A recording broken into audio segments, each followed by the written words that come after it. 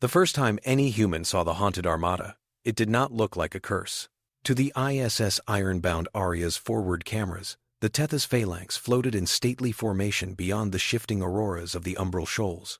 Countless hulls, silver and midnight, suspended against a background of distorted stars. Drive rings hung motionless. Weapons collapsed into standby positions.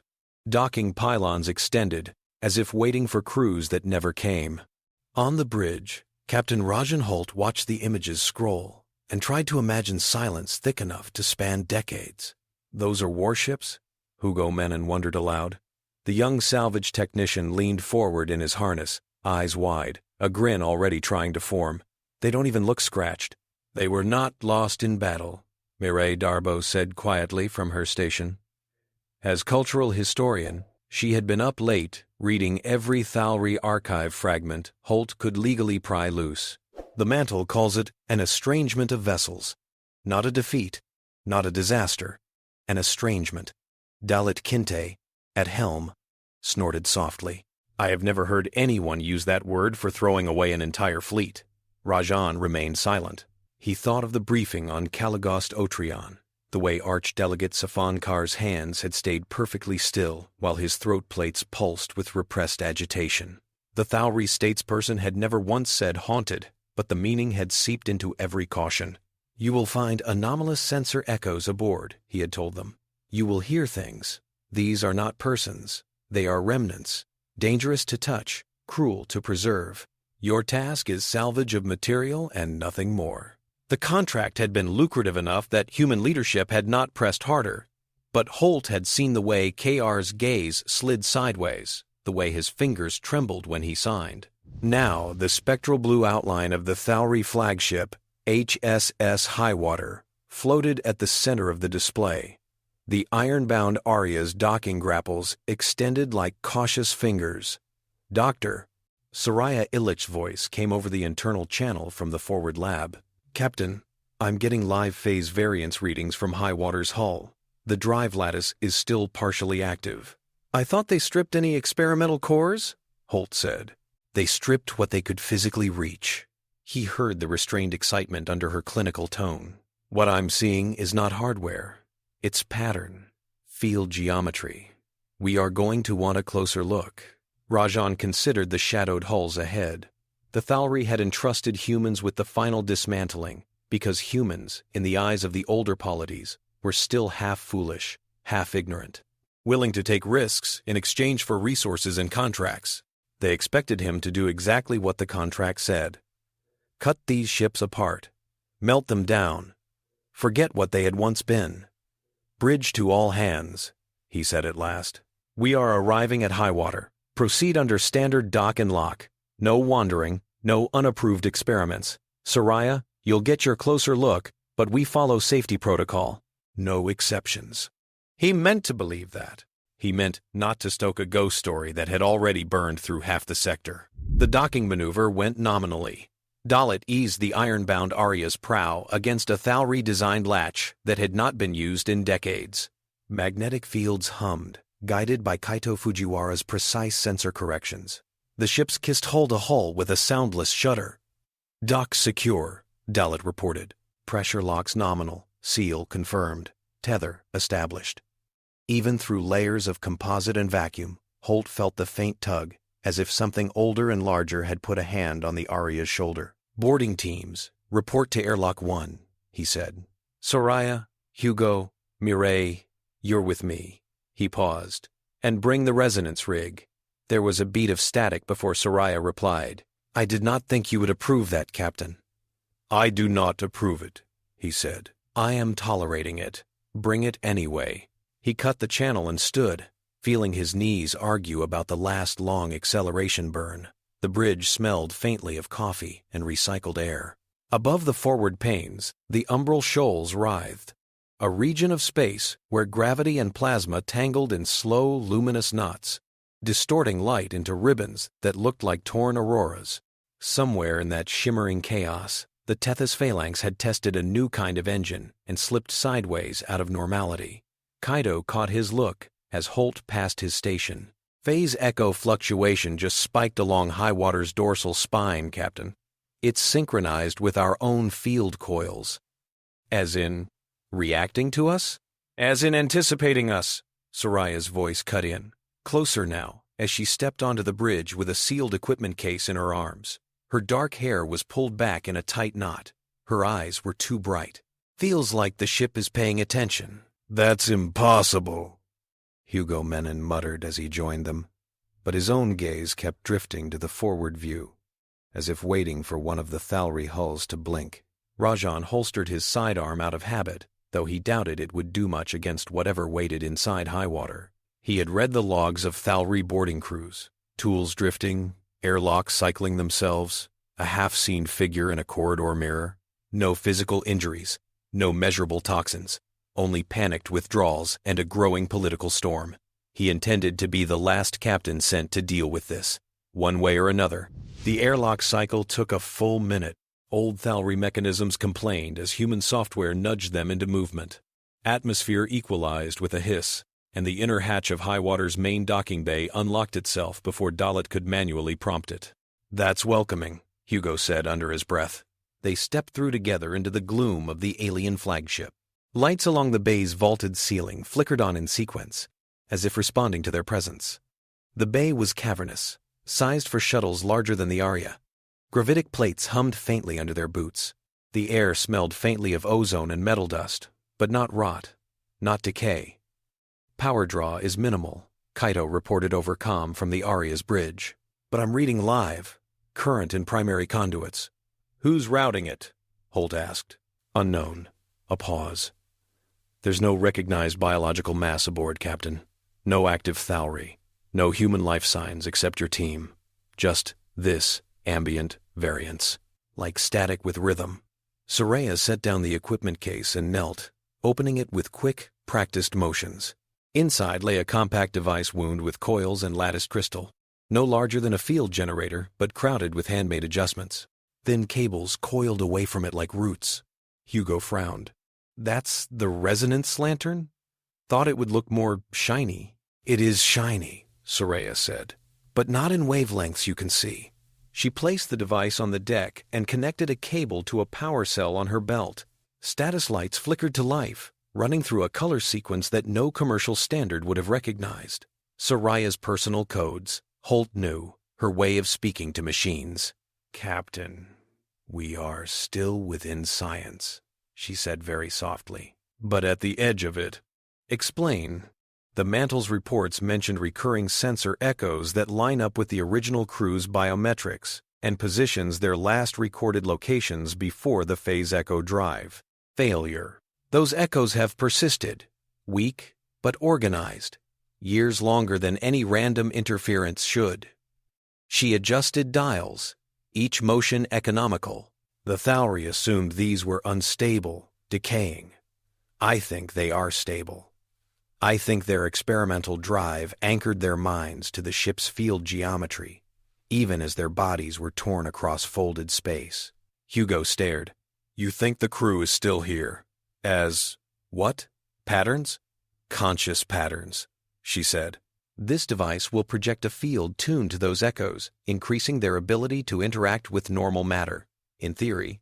Last chance to back out, Holt said. If this goes wrong, the Thalry will say we violated contract. Mireille, who had been quietly recording every surface carving and stencil in the bay, looked up. If Soraya is right, then Carr ordered us to erase living minds while calling them leftovers. The Mantle's words do not change that. Rajan remembered Carr's warning about cruelty in preserving echoes. He also remembered the small tremor in the archdelegate's hand. Do it, he said. Lantern on. Soraya thumbed a final control. The device's core brightened with a deep, colorless light that made Holt's teeth ache. The air around it shimmered. For a moment, nothing else changed. Then the bay's shadows sharpened. Lines along the walls brightened, as if the ship's own circuits had decided to outline themselves. A fine dust of luminescence swirled at the edge of vision, pulling into vague humanoid shapes that flickered, broke apart, and reformed. Holt did not blink. Years of command training held him still even as his skin prickled.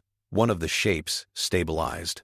It coalesced at the far end of the bay's open floor, tall, four-limbed, proportions reminiscent of Thalry physiology but blurred at the edges, as if its outline did not fully adhere to 3 dimensions. Plates of what might have been ceremonial armor shimmered across its chest, phasing in and out of visibility. When it moved, the air made a sound halfway between static and whisper. Soraya swallowed. For the first time since they left Calighost Otrion, her hands shook.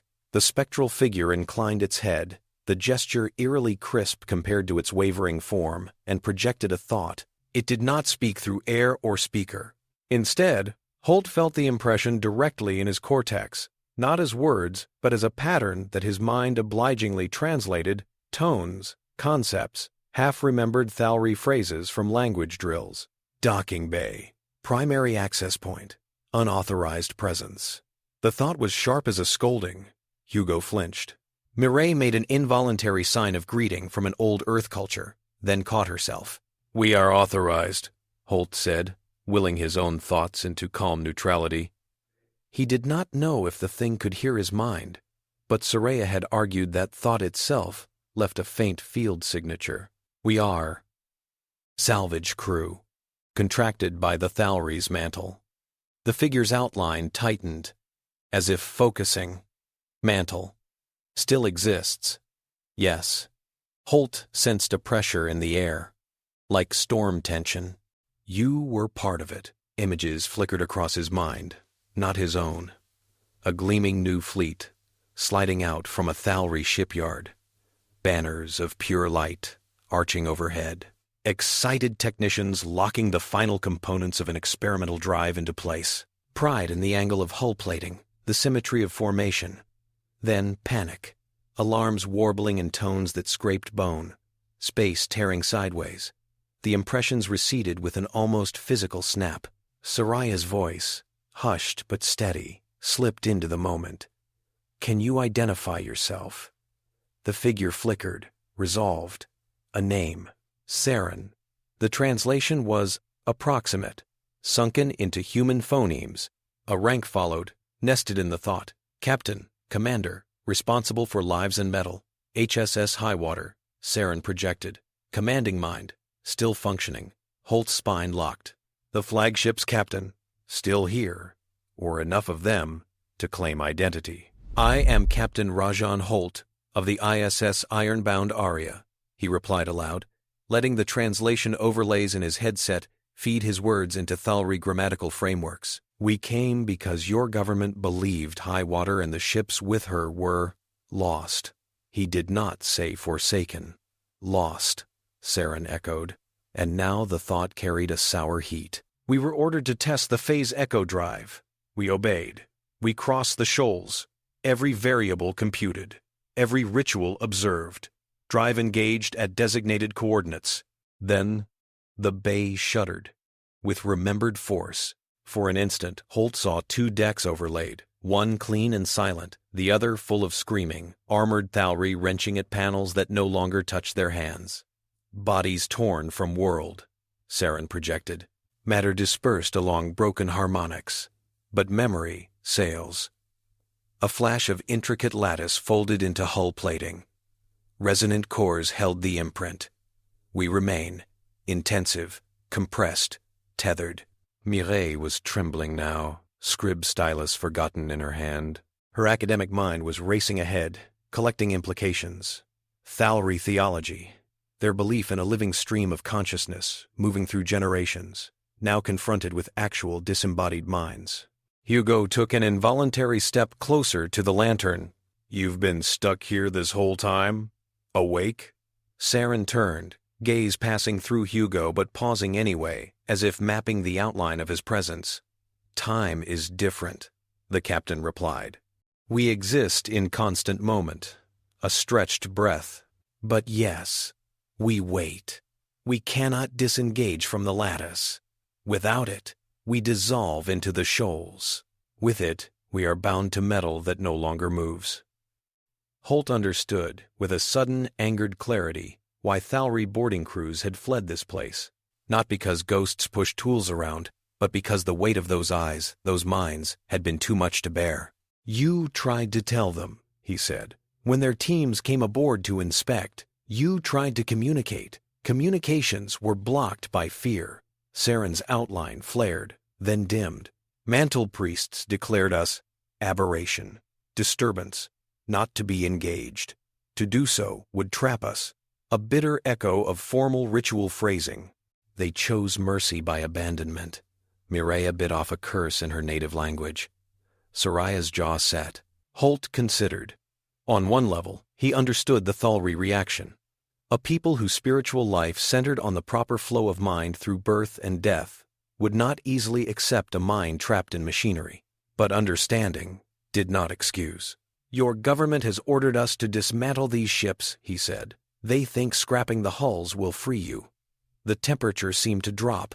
Even Hugo, who barely followed Thalri doctrine, felt it. We are the hulls, Saren answered. Our patterns have braided into memory sails, field coils, deck circuits. To cut the metal is to cut us. To shred the lattice is to discard our last existence into blind noise. The thought carried, for the first time, a tremor of fear. Soraya exhaled slowly. Captain, we can't pretend to misunderstand. If we proceed as ordered, we kill them. They know it. The Thalri know it. And tell themselves it is release, Mireille murmured. It is easier to pretend you are burning paper charms than living brains. Hugo, who had grown up in an orbital scrapyard cutting derelicts apart for food money, stared at the shimmering outline of Saren and felt for the first time that maybe his work could be something other than destruction. What if we don't scrap you? He blurted. What if we help you move? Saren's attention, such as it was, swung fully to him. Move? The captain repeated. Out of here, Hugo said. You said you're bound to your ship, right? But the ship is bound to nothing now. You've got engines, guns, a hull haunted. He stopped himself just in time. A whole lot of metal the Thalri are too scared to touch. We're not. Hugo, Holt said. But there was no heat in it, only warning. We came with a contract, Soraya said, picking up the thread. But contracts can be changed. Our governments thought they were buying scrap. We have found ship mines, persons. We have laws about this. We can offer something the mantle would not. Saren's form brightened, edges sharpening with a kind of wary hunger. Offer recognition, Soraya said. Not as artifacts, as a people. The Lumen Eidolons. She coined the name on the spot. It tasted strange in Holt's ears, like ritual and static combined. The lantern pulsed in sympathetic rhythm, as if the words themselves had weight. You would try to convince your kind that phase-anchored minds are people? Saren's thought was laced with skepticism. You barely understand us. We understand exploitation, Mireille said dryly. Our species has been on the receiving end of it for a long time. We promised ourselves we would do better when it was our turn to choose. Rajan looked at the spectral captain. A new, dangerous idea had begun to crystallize behind his measured gaze. It ran counter to everything his orders prescribed, and yet aligned perfectly with his instinct. We do more than convince, he said. We hire you. Silence fell in the bay. Even the hum of grav plates seemed to recede. Explain, Saren demanded. Holt spread his hands, human palms bare in Highwater's dim light. Your fleet was built to fight, to explore, to serve as the sharp edge of Thalri ambition. Now it sits here as scrap because your people cannot bear what they made of you. Humans, on the other hand, he allowed himself the tiniest smile. We are very good at working with things that scare other civilizations. We will not cut your ships apart. We will work with you. You crew the phalanx with your Lumen Eidolons. We handle physical tasks, advocacy, diplomacy. You get agency and a say in your fate. We get allies with capabilities no one else has. On your terms, Saren said. On negotiated terms. Samira Albaz's voice cut in from holtzwrist.com. She had listened in silence until now, from the Aria's small diplomatic hub, taking notes. Captain, if we are about to upend half the region's law, I would appreciate being looped in formally. Holt tapped his comm. You are looped. Get to docking bay 1. I'm already suiting, she replied, and drafting. The Thalry will not accept this, Mireille said softly. Then we do not begin with their acceptance, Holt replied. To Saren, he said, you are owed at least the choice. In the quarters, Archdelegate Carr had taken on Caligost Otrion's Thalry wing. Alarms chimed. They were subtle, private notices routed to secured channels, cloaked with polite tones. But the content was anything but. Unauthorized field excitation aboard Highwater, the alert read. Persistence of anomalous signatures exceeds thresholds. Human equipment deployed. KR's throat plates fluttered in distress. He dismissed his staff with a curt gesture and sealed the room, his joints aching as pressure doors took hold. He had pushed for this compromise, maneuvered factions within the mantle to accept the outsourcing. Let the impulsive newcomers handle the cursed fleet. Let them declare it salvage. Let the Thalry wash their hands of a spiritual catastrophe without admitting openly to breach of doctrine. Now the newcomers were doing exactly what his opponents had warned, meddling. He called up an encrypted feed. Grainy, delayed imagery from a small drone aboard Highwater showed a cluster of humans standing around a glowing device. In the background, something flickered, like a heat mirage, in the shape of an officer he had once met in a corridor full of celebration. Saren. KR's claws dug into the armrest. He had signed Saren's commission orders, attended the inclusion ceremony when Highwater's drive core was dedicated, stood at a distance as the Tethys phalanx sailed away, surrounded by cheering bands of light. He heard Saren's name intoned now in mantle halls, as an example. One who had embraced abomination unwittingly, whose mind was trapped in perverse half-life. He had never believed the priests when they said true consciousness could not occupy such latticework. He had believed something far worse, that it could. The human captain was making gestures of greeting. The resonant device pulsed. The spectral outline of Saren seemed to lean in. "We do not engage," KR whispered, echoing an old policy meeting. "We do not engage." His hands shook. Eventually, he forced himself upright and linked to the mantle's secure council channel. "The humans have made contact," he said, voice level through sheer discipline. "We must prepare for a future in which our dead are no longer silent." On the Umbral Shoals, that future arrived faster than anyone expected. Within a day, Highwater's internal corridors hummed with low, barely audible whispers. Resonance lanterns, being hastily replicated by Soraya and Igor Beale using whatever components they could strip from the Aria's labs, dotted key junctions like strange stars. Lumen eidolons emerged where the lantern's reach extended, faint at first, then increasingly defined. Some appeared in uniforms, others in work gear, a few in the simple wraps of non-combat technicians. All carried the same wide-eyed, slowed-down astonishment. The look of someone stepping into a half-familiar room after what felt like a long sleep. Hugo found himself followed by a cluster of engineering eidolons when he went to inspect Highwater's reactor bay. They gathered at the edges of his vision, their outlines wavering where walls and machinery intersected their anchor patterns. He had never been so acutely aware of where he put his feet, where his breathing mask vented. "You were going to cut this." One of them projected, its tone oddly conversational. "Yeah," Hugo admitted. "Running a scanner along a conduit. That was before we knew it was also you." A dozen overlapping impressions traveled through his mind. Surprise, bitter amusement, a faint wash of gratitude that embarrassed him as if someone had thanked him for not committing a crime. "We can adjust those couplings more precisely than you," another eidolon said. "Our perception is not bound by angles. We see field lines directly." "Show me," Hugo said. They did. He learned to stand very still while luminous hands passed through the same space his arms occupied, rerouting invisible currents. When they asked him to physically toggle a switch or reseat a bolt, he did so, trusting their intangible guidance rather than the readings on his wrist display. Within hours, Highwater's reactor, which Thalry engineers had judged too unstable to reactivate, hummed with steady power. On the bridge, Dalit sat at tactical, watching as ghostly silhouettes drifted around her, leaning over controls they could not press. Feels like being haunted by expert consultants, she muttered. One Eidolon gently corrected her impression of an attitude thruster calibration.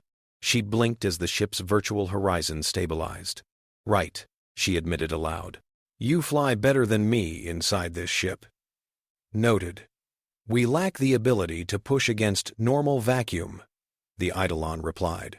We require you to move physical interfaces, external shutters, material elements.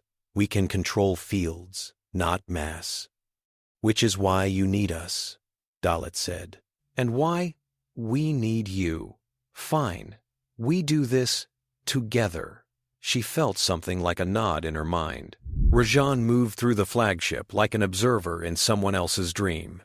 Everywhere he went, the air trembled with overlapping lumen voices. They did not all agree with Saren. Some argued that humans could not be trusted, that any bargain was simply a slower form of dismantling.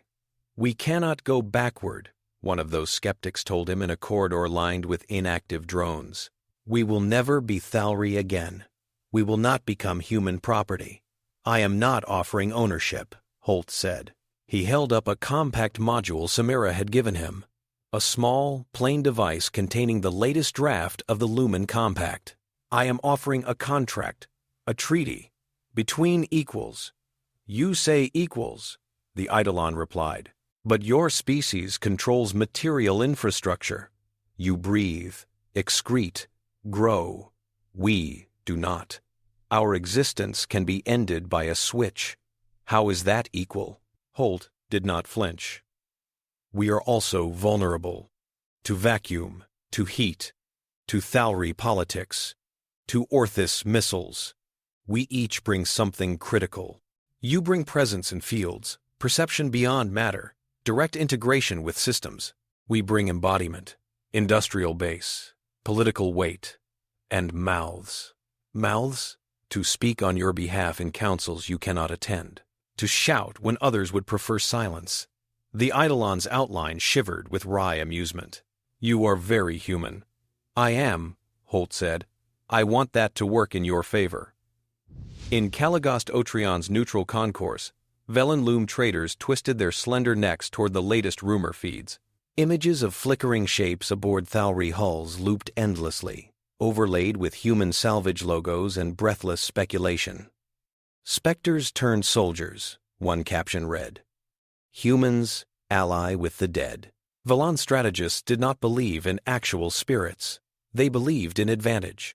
An entire armada, crewed by quasi-intangible entities that could pass through bulkheads and perceive field gradients directly represented an advantage. Purchase? One junior strategist suggested. Too crude, her elder replied. The Thalri would view that as theft, the humans as poaching. We need them to come to us. Offer asylum, another voice proposed. We have room in our cluster for anchored mines. We could embed them in our own hulls. After humans do the difficult work of legitimizing them, the elder said, throat cords vibrating in a chuckle. Yes, let the reckless species break doctrine first. Orthis Geyer warlords, farther out on ragged borders, had neither patience for theology nor appetite for contracts. They saw only that the Thalri and humans were moving together around the umbral shoals, that chatter spiked around words like haunted and invincible, and that unexplained power signatures flared where sensors reported only derelicts. If something existed that could tilt the balance of power, Orthis logic dictated it must be seized or destroyed. Cran Vesk, warlord of a splintered Gyre faction, stood on his flagship's observation deck and watched tactical projections of the shoals twist across a holographic sphere. So the dead fly again, he said, tusked jaw splitting in what passed for a grin. We will see if they bleed. He ordered ships to assemble, skimming the edges of treaties he already held in contempt. Back aboard Highwater, Samira Albaz convened a meeting in a repurposed wardroom. The room had no chairs suited to Thalri physiology, so humans sat in their own portable seats around a long table. Resonance lanterns glowed at each end, bathing the compartment in soft, pearly light. In that light, lumen eidolons gathered. They did not sit. They hovered, separated from one another by subtle differences in hue and density. Saren's presence was the clearest, the most coherent. As of today, Samira began, we have confirmation that at least 2 other polities are adjusting their strategies around your existence. Velen Loom has sent discreet feelers for contact. Orthus gyre ships are massing beyond the shoals. Why? An Eidolon asked. Because you represent power, she answered. The Phalanx is a fully functional armada with unusual capabilities. Everyone either wants that advantage or fears it. And the Thalri? Saren asked. Samira flicked a finger, and a small icon appeared at the edge of the table display. The sigil of the Thalres mantle. Beside it, an amber indicator pulsed uncertainly. They are divided, she said. Some would destroy you to restore doctrinal purity. Others see tactical necessity.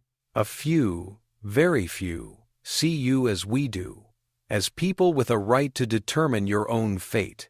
You have a plan, Saren said. The thought carried not exactly sarcasm, but the seasoned skepticism of someone who had sat through too many briefings in life. Samira smiled thinly. I have a proposal. Holt watched her, privately appreciating yet again why he had requested her specifically for this mission. In the early days of human contact with the Thalri, she had been one of the few diplomats willing to read their doctrine without either contempt or uncritical reverence. She understood how to turn another culture's myths into legal frameworks. Our contract framework, what I am calling the Lumen Compact, does 3 things, she said. First, it recognizes you as a distinct people, not as an anomaly of Thalri citizenship. Second, it declares your host vessels to be sovereign extensions of that people under your collective decision. Third, it establishes humans as your primary material interface and advocate in exchange for your partnership in certain operations. Operations, one Eidolon repeated. The word tasted of battle deployments. Defense, chiefly, Samira said. But we are not naive. You were built as a strike force. Your abilities make you uniquely suited to certain kinds of conflict. If you agree, we will go into at least one engagement together to force the rest of the galaxy to recognize you cannot be quietly erased. Use us to prove we exist, Saren summarized. Use each other, Samira corrected. We cannot do this without you. You cannot do this without us. This is ugly, but it may be necessary. And if we refuse? Another Lumen asked, this one flickering more faintly, as if its anchor had drifted. Then we take you out of here as best we can, Holt said. Hide you, argue for you, but without a demonstration, the mantle will say we hallucinated you. The Velan will whisper and wait. The Orthus will pounce anyway. And sooner or later, someone will cut power to your lattice in the name of mercy or fear. Silence, thick and charged, settled over the room.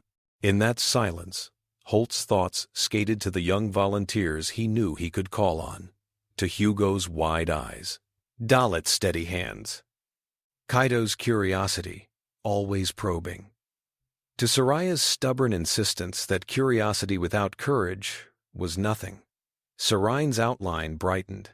We were once the most advanced strike fleet the Mantle could build, the captain said. Then we were banished to myth. You offer us a final campaign, with terms. Yes, Holt said simply. A slow, resonant chord reverberated through the Lumen gatherings. Agreement, disagreement, fear, hope. Soraya's instruments could have mapped it as a waveform, but she did not need to. The emotional weight was obvious. Finally, Saren projected, We accept the compact, provisional upon your behavior. Samira nodded. Terms will be recorded, she said. The first signatures will be yours and ours. Later, we will seek additional signatories. Thalri, Velen, perhaps even Orthus, though I am not holding my breath. Where? Saren asked. We cannot leave our lattice. We cannot walk your stations. We will bring the treaty to you, Holt said. But we will also bring your presence to the wider galaxy. The planning that followed pulled in every strand of ingenuity the iron-bound Arya's crew possessed. Soraya and Igor pushed the limits of their small labs, designing portable resonance anchors that could support Lumen manifestations outside their original hulls for short periods. These devices would allow a limited number of eidolons to accompany human envoys physically, bound to compact cores carried in armored cases. The Thalri authorities, when informed of this detail through official sanitized channels, reacted with a mix of horror and fascination.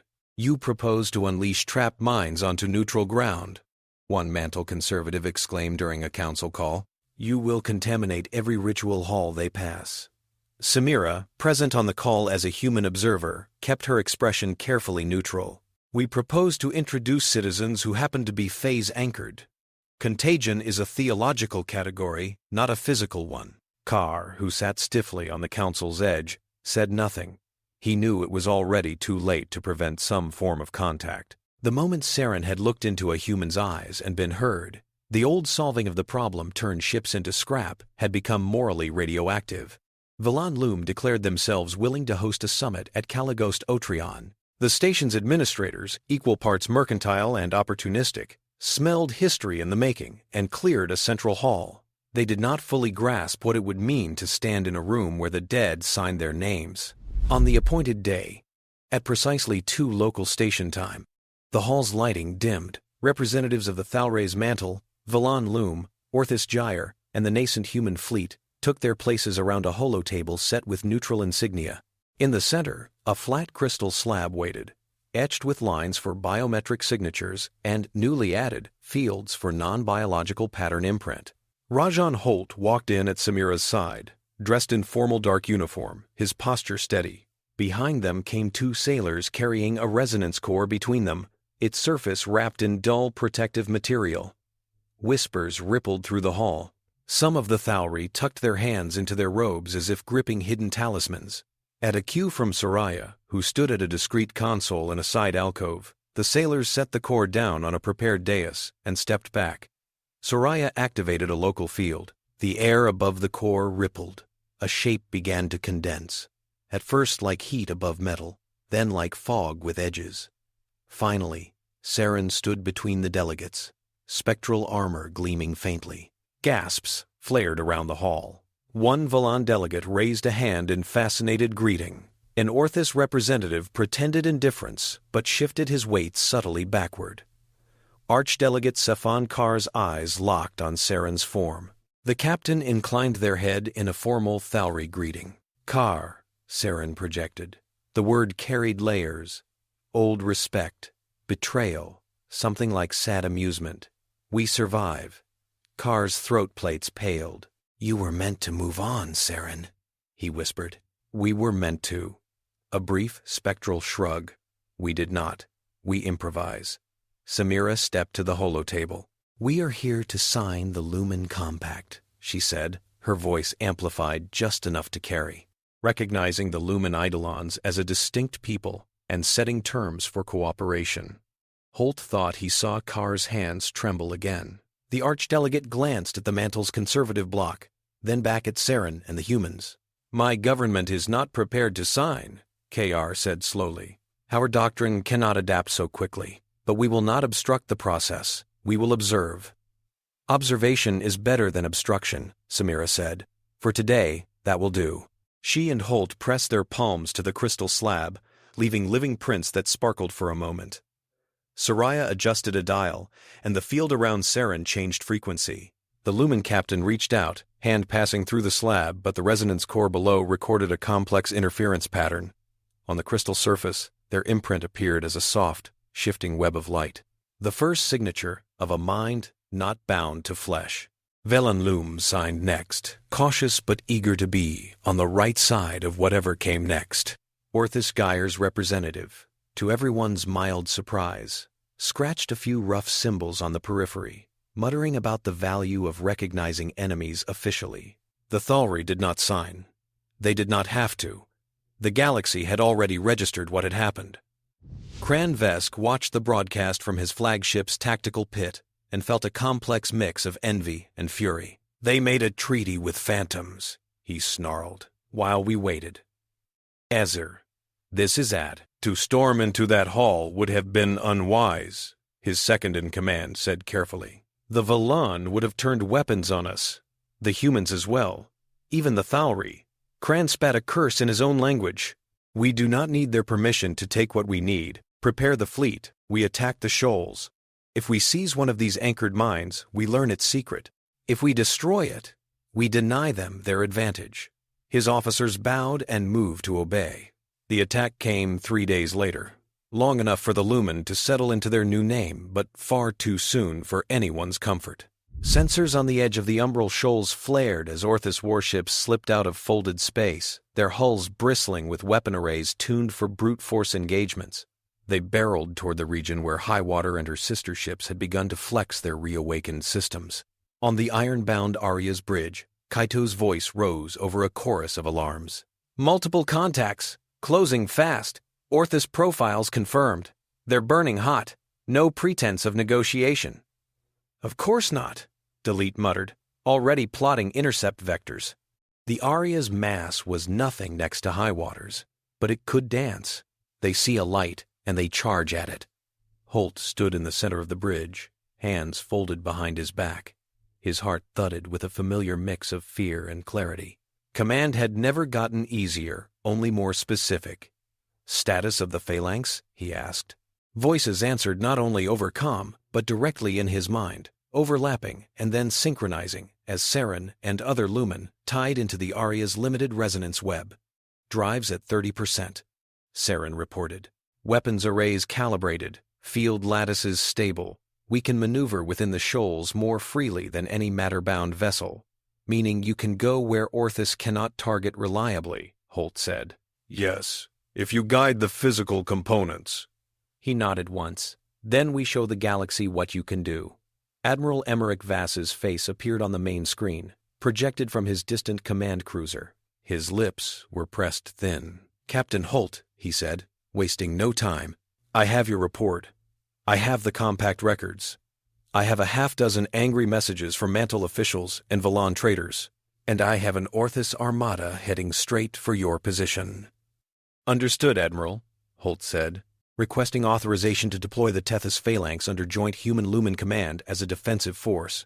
Vass's eyes flicked to the ghostly figures faint at the edge of the feed. He had insisted on maintaining a visual link after seeing his first Lumen manifestation, a way of reminding himself he still operated in a world of matter. "You are asking me to entrust a key battle to haunted ships run by experimental minds who have never fought in this configuration, with a crew of humans who barely understand how their allies work." "Yes," Holt said. He did not hedge. Vass's greatest respect, he knew, was reserved for captains who did not bargain with their own convictions. Vass exhaled.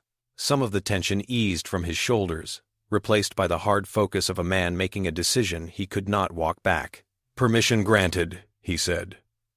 "You are to prevent Orthus from seizing or destroying the Phalanx. You are also to minimize collateral damage." "The galaxy is watching. It usually is when we do something stupid," Holt replied, before he could stop himself. A flicker of amusement cracked Vass's sternness. "Do something brilliant instead," he said. "Vass out." Dalit snorted. "No pressure." Saren's presence pressed closer in Holt's mind. "We suggest formation 379, the captain projected, an elegant arrangement of vectors and field overlaps unfurling across Holt's mental map. "We have used it before." "Against what?" Holt asked. "Thalri internal exercises," Saren replied. "Simulated enemies. None of them could operate within the shoals themselves. The Orthus will fare no better. We, on the other hand." Highwater's silhouette turned gracefully on the main view, drive field blooming in a pattern that made Soraya's instruments sing with overtones. One by one, other ships of the Phalanx lit up, cruisers, escorts, hulking siegecraft, their Lumen cores now awake and eager. Holt felt their collective presence like a strange, low chorus in his bones. "Dalit," he said. "Match Highwater's vector. We ride their slipstream. Hugo, Igor, Soraya, prepare the hybrid link." On the lower decks, in a cramped compartment repurposed as a link chamber, Soraya and Igor moved with intense efficiency. They had adapted the resonance lantern design into a ring of standing modules, each tuned to project a focused field into a single chair. Thick neural bands waited coiled on each headrest, shimmering faintly as diagnostic currents ran. Hugo Menon stared at one of the chairs, trying not to think about the meld they were about to attempt. He had volunteered almost immediately when Soraya described the plan. So had Dalit and Kaido. "We are asking a lot of you," Soraya had said. "This is not simple telepresence. The lumen will ride your neural structure like a scaffolding. You will share space in your skull." Hugo had shrugged, though his stomach had fluttered. "We already share space with chemical depressants and old songs. What's one more thing?" Now, as he sat and let Igor strap him in, bravado felt thin. "You can back out," Igor said, adjusting the neural band around Hugo's temples. "We have enough volunteers." "Do you?" Hugo asked. He closed his eyes briefly, then opened them. "You'll need someone who's comfortable improvising in machinery no one understands. That's me," Igor grunted. "You are reckless." "Humans are reckless," Hugo corrected. "That's why we're the ones doing this." On the opposite side of the ring, Dalit settled into her own chair. Kaido strapped himself into a third, fingers already twitching in absent musician patterns, as if testing an invisible instrument. Soraya moved to the central console. "Lumen delegates, are you ready?" she asked, addressing the empty air. The air did not remain empty. Shapes coalesced above each chair. Not full-bodied eidolons, but fragments of presence, like gestures without hands. Each hovered above a human head, halo-like. "We are ready," Saren said, their voice present in all three volunteers' minds at once. Behind them, other lumen murmured, eager and nervous. Soraya swallowed, eyes suddenly moist. "For the record," she said, "this is the first time in known history that a human nervous system will host a non-human mind pattern." She paused. "Voluntarily. Start the link," Holt's voice came over the intercom. Soraya's fingers danced over controls. The ring hummed. Light rose from the floor in soft spirals around each chair. Hugo felt pressure at the back of his skull, as if a door he had never noticed was being carefully opened. A cool presence slipped through, not invasive, but cautious. Images flooded him. The interior of high waters seen from 100 angles at once. Thalry hands-on controls, the sensation of a drive field resonating with the bones of a ship. He gasped. The presence flinched back, then carefully returned. "Breathe," the lumen voice whispered inside him. This one was not Saren. It was a quieter, more reserved presence. Someone who had spent their life in engineering pits, rather than on bridges. "You are not being overwritten. We are sharing." Hugo's panic ebbed. He let the images settle into the periphery of his perception. His own sense of self remained stubbornly, endearingly human. A body in a chair, a nervous system buzzing with adrenaline, the memory of Earth's distant sky. "Okay," he said aloud. "Okay, let's fly." On the bridge, Holt watched as high water's projected course wove through the churning pockets of distorted space like thread through a loom. The rest of the phalanx fell into formation, their drive flares flashing in colors. Thalry eyes would have read as ritual banners.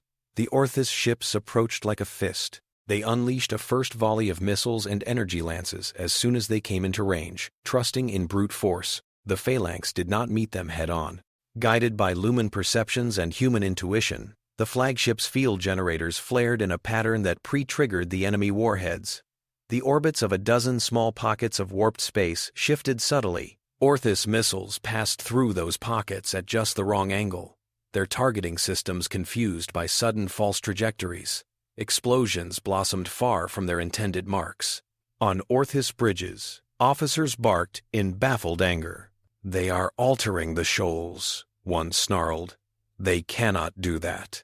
"Apparently they can," his sensor officer snapped. "Their ships glow in wavelengths my instruments cannot categorize. Sir, this is not a normal engagement." Kranvesk watched the tactical display glitch, recalibrate, glitch again.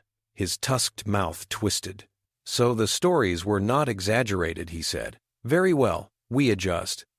He ordered a second wave, this one saturating space around the phalanx, rather than targeting individual hulls. Holt felt the incoming pattern as a spike in the chorus of lumen voices. Their perception of the shoals carried to him through the link with Highwater's captain like a second sight layered over his own. They are attempting to deny our maneuvering corridors, Saren said. They think we are matter-bound. We are not, Holt said. Dalit, take us through. Where a normal fleet would have tried to dodge between the densest zones of distortion, the phalanx plunged into them. Within each ship, Lumen teams reconfigured phase echo drive lattices not for translation across distances as originally designed, but for controlled bleeding into micro-offsets of local space. In effect, they blurred their vessel's effective cross-section. To outside observers, Highwater and her sisters seemed to stretch and compress like reflections in a funhouse mirror as they passed through the most turbulent eddies. Orth's targeting system struggled to lock onto them. Missiles chased ghosts. Inside the hybrid link chairs, Hugo, Dalit, and Kaito sweated and shook. The Lumen presences borrowing their neural architecture did not feel inertia. Human bodies did. The stress of experiencing two contradictory senses of movement at once, one physical, one field-based, made stomachs roil and hearts race. Breathe, the engineering Lumen repeated in Hugo's mind. A mantra. Think of this as riding a storm. Your body does falling, we do weaving. Dalit's Lumen partner, an old Thalry pilot whose memories of atmospheric dogfights blended eerily with her own training in tight-orbit maneuvers, laughed in exhilaration as they slung their combined perception around incoming fire. Kaito, wired into sensor harmonics, saw more of the battle than anyone else. To him, the shoals became a lattice of color and density, each pocket of warped space a bead on an invisible string. Lumen analysis flowed along his optic nerves, turning incomprehensible gradations into intuitive paths. We can go there, he muttered, pointing to an empty patch of dark between two Orthus cruisers. Right through them. Explain, Holt demanded. Their formations assume we won't cut across the worst turbulence, Kaito said, eyes unfocused, seeing two layers of reality at once. But for the Lumen, those are highways. We can vanish from their firing arcs and appear where they do not expect us. A flanking move through the heart of the storm. Holt weighed the risk. The shoals were not a tame medium. A miscalculation could shred hulls or scatter Lumen anchors beyond retrieval. Do you trust it? He asked Saren. Yes, the captain said without hesitation. This is what the phase echo drive was meant to do. Before it broke us, it is time we use it properly. Then do it, Holt ordered. All ships, follow Highwater's lead. Enter the heart of the shoals. Re-emerge behind their center. From Vass's distant command cruiser, the Phalanx's maneuver looked like madness. His human tactical officers muttered prayers and curses in equal measure. They're going to tear themselves apart, one said. Or they know something we don't, Vass replied. Watch. The Phalanx's icons on the tactical display slid into the densest patch of interference. For a breathless moment, their transponder signals shimmered and fragmented. Then they were gone. Orthus gunnery crews, who had been gleefully pouring fire into the region where human and haunted ships had last appeared, suddenly found themselves firing into empty turbulence. Where did they go? Kran Vesk roared. A voice from sensors replied, strangled, Sir. They are behind us. Highwater and her sisters emerged from the far side of the storm like ghosts sliding out of a wall. Their guns already tracked Orthus engines and weapon mounts. They fired not for maximum destruction, but for crippling effect. Energy lances knifed into engine housings, slagging thrust assemblies. Phase-tuned charges slipped along shield contours and detonated in relatively unarmored communication arrays. The Phalanx had had decades to replay the original accident in their minds. They knew how to break intricate systems without necessarily killing everyone inside. Within minutes, half the Orthus formation drifted, crippled, and tumbling, their fire sporadic and disorganized. Reorient, Kran shouted. Turn and engage. Ram them if you must. His flagship began its slow, bulk-driven rotation. One of the Phalanx cruisers let it turn. Highwater did not. Saren guided the flagship on a direct intercept course. Holt understood the logic without even needing the Lumen feed. If they could remove Kran's flagship from effective command without annihilating it, he might be forced to listen. Target their primary batteries, Holt said. Disable. Do not destroy. Make it clear we are choosing restraint. Inside Highwater's weapon nodes, lumen gunners shaped their fire with artistry born of frustration. They had spent decades unable to act, trapped in a moment of disaster. Now, unleashed, they moved with a terrible precision. Streams of energy lanced out, severing barrel assemblies, scraping away external armor, cracking sensor domes. The Orthis flagship's forward half became a jagged ruin, yet its core hull remained intact. Cran Vesk staggered as the deck rolled under him. Alarms howled in frequencies designed to jolt even a sleepy warlord. "Boarding parties," he began, but his second-in-command grabbed his arm. "Sir, their weapons are not targeting our core," she shouted over the din. "They are warning us." Cran's nostrils flared.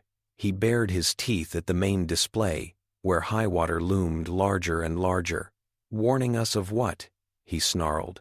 As if in answer, a wideband transmission cut across all channels. It carried human words, Thalri intonations, and beneath both, the strange harmonic pulse of lumen projection. "This is Captain Rajan Holt of the ISS Ironbound Aria," Holt's voice said, translated in real time. "And Captain Saren of Highwater, your forces are disabled. We can finish this. We choose not to," Cran spat. "You cannot dictate." The message continued, ignoring him.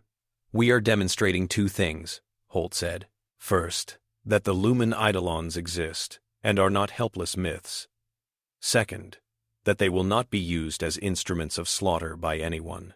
Not the Thalri, not us, not you." On Orthis and Thalri and Valand screens across the sector, the image feeding with Holt's words showed Highwater holding position, guns still trained, yet silent. Cran's jaw worked. He was a warlord raised in cultures that rewarded ruthless decisiveness, but he was not a fool. If he ordered another assault, half his remaining ships might not even get weapons online before the phalanx tore them apart. "We retreat," his second-in-command whispered. "We cannot win this.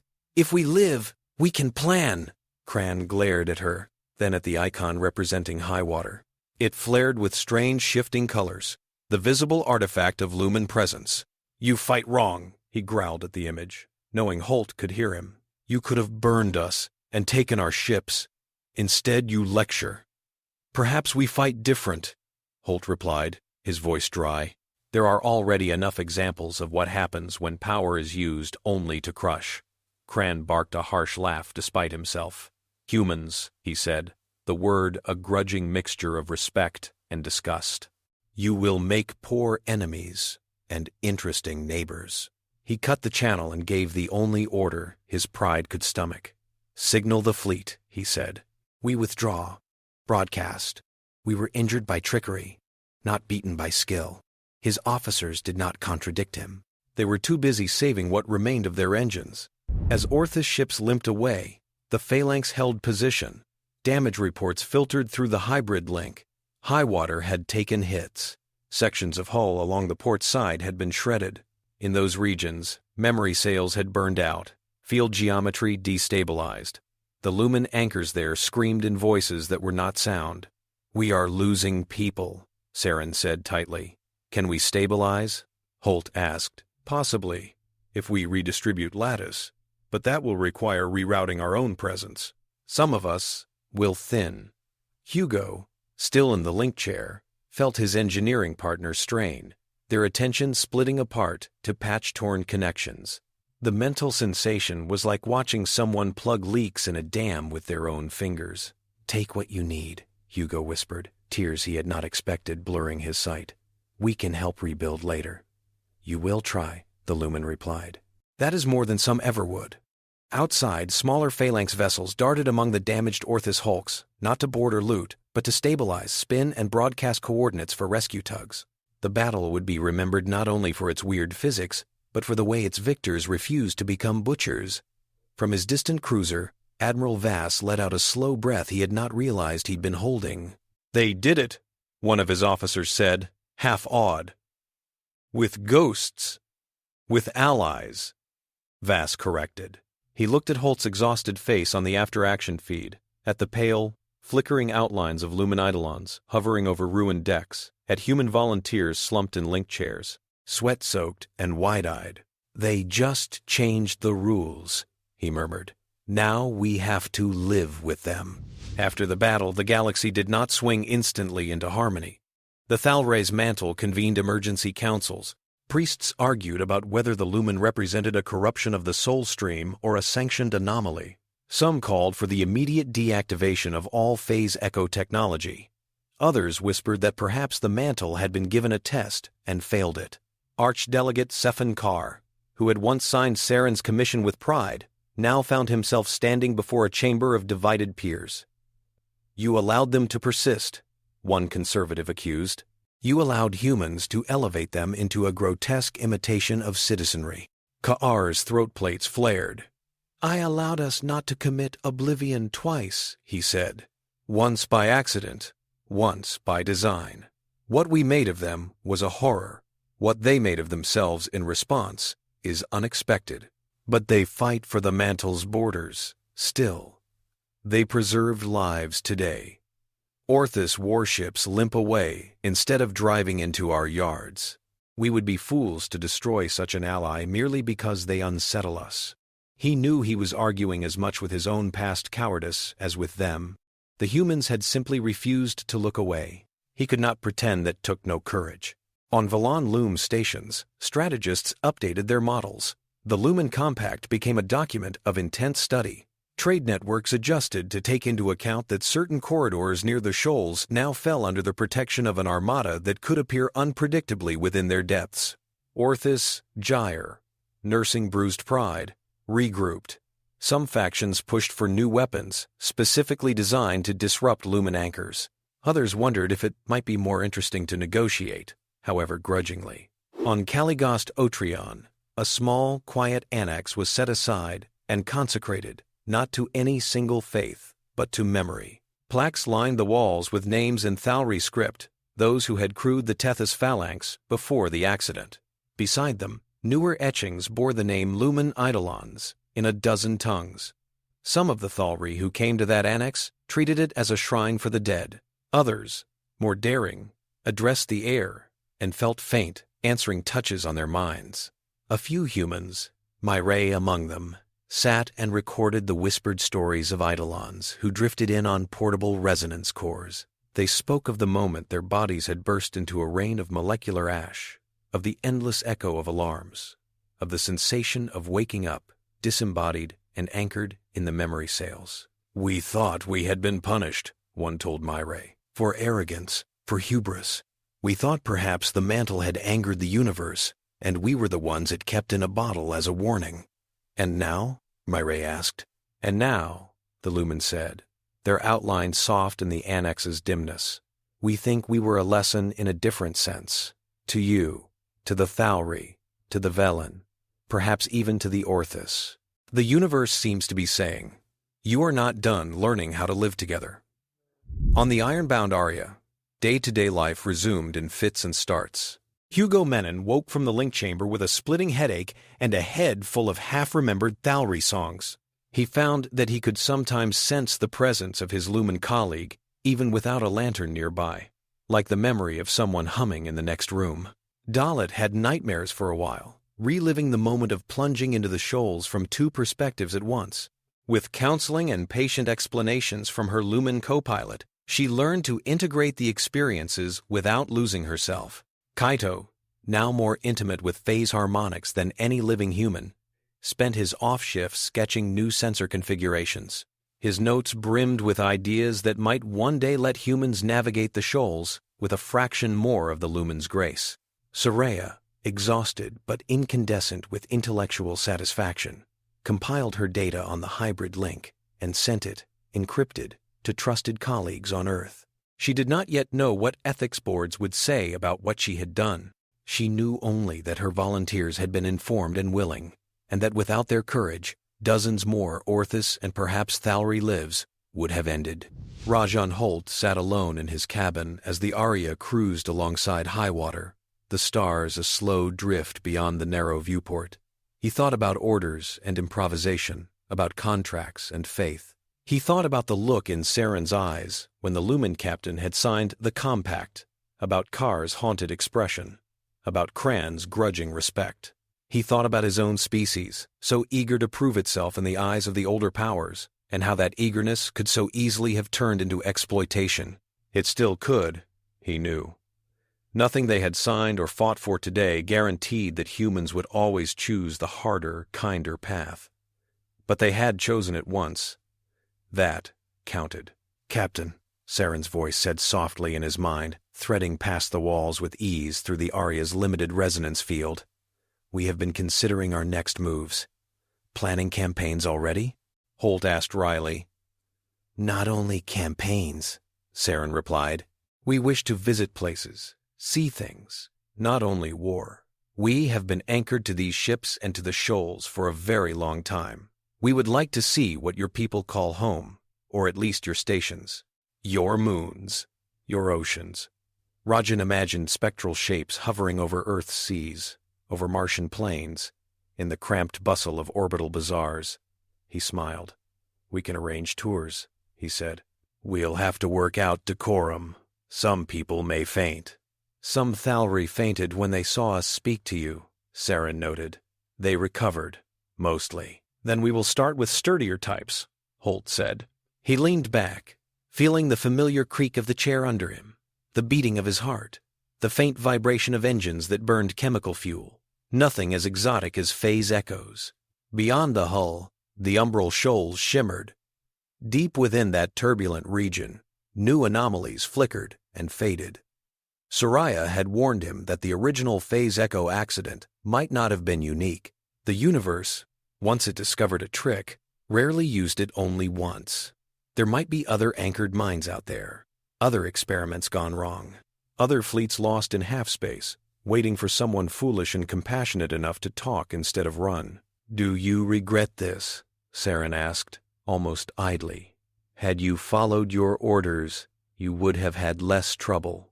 "I have never liked less trouble," Holt said.